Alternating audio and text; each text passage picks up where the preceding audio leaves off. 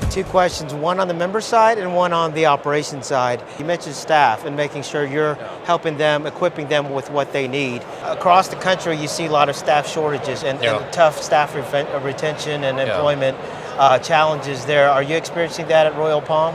We go through it, on the line level, on the hourly level. We've had really good luck and fortune, and maybe it's not totally luck, but we've had some good fortune on the manager side with keeping those positions filled. And so I guess your next question is, what are you doing about it? That's the thing. So, whether it be for managers or whether it be for hourly employees, we're just trying to create a really positive environment, where everybody has a voice.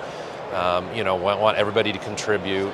We don't think any of us have all the answers, and quite frankly, I think the answers come from everyone. Yeah. We're trying to really make sure we have an environment of groupthink. Now, at the end of the day, you've got leaders in every area that have to make those decisions. So, but I think making sure people feel like they're part of something and something maybe bigger. And I don't want to pretend like we're doing.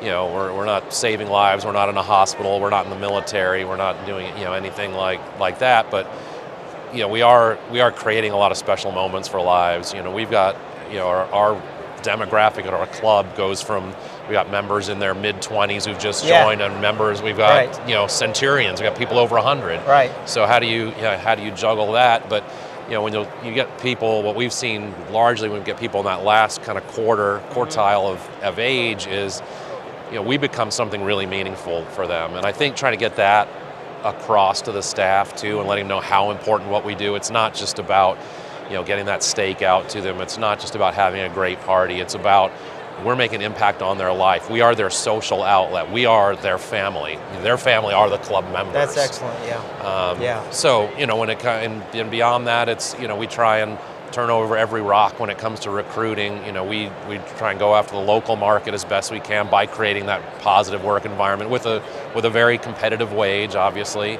And then we look at the international market too. The H-2B visa employees are something that everybody in South Florida and a lot of people on the East Coast have utilized.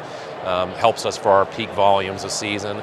And then J1 is another program that we're looking into. Internships we've got into this year.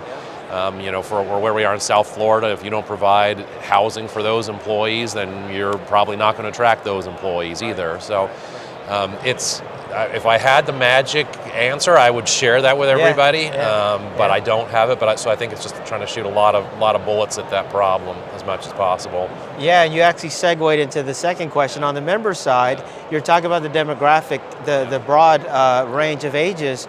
Are you seeing more year-round members instead of as a seasonal destination spot? Yeah, it's a great question. Yeah. I think by our best estimates, what we can see is about 70% of our membership don't formally move somewhere else in the summer.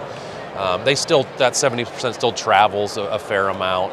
So our volumes do go down, but more and more, and I think you can see this across South Florida and across those areas where people were very seasonal, they're staying there. They're staying there, whatever their reasons might be. And I think one of the things that we benefited from during COVID, the pandemic, and we saw this at Sherwood too, was we took on a different importance for our membership. We became that home. Like, you go to your grocery store, I don't know what you're doing, to keep things clean, to keep things safe, to what you're doing with your staff and everything. And whereas, we were all very transparent about this is what we're doing for your safety, this is what we're doing for our safety, and we're just going to keep communicating to you. So, I'm excited, that Royal Palm and all these other clubs in South Florida are becoming more of a year-round, not destination, but just a year-round location. Gives us a chance to put more into the amenities. Now it's a challenge, because as people say to me, like, you must be looking forward to mid-May when all the members go away. I said, well, first of all, the members don't go away, but second of all, the seasonal staff do go away. Yeah. So that's the challenge. I'm not afraid of the peak season. It's that lower season when we lose our seasonal staff who go to their northern clubs. So that's a lot of what we're focused on now, is how we can tackle that. And you and I here at the CMA World Conference, I'll be talking to people who might be interested in coming to work for us seasonally or even relocate to Florida. People have a strong interest in the club industry.